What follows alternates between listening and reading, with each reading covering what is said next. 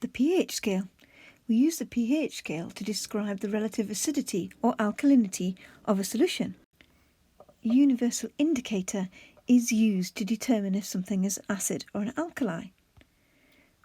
We can add it to different solutions and see the colour.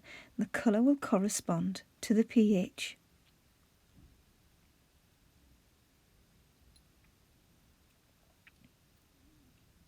We can see in this example we have a neutral, acid, alkali, acid and alkali again.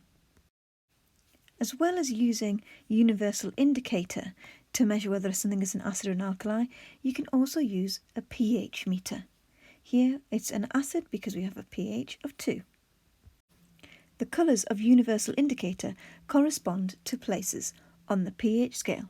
The pH scale goes from 0, most acidic, through to 14, most strongly alkaline.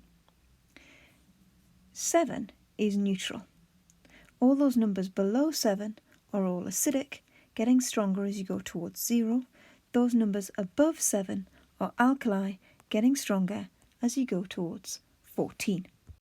In summary, anything with a pH of less than 7 is an acid. If the pH is 7, then it's neutral.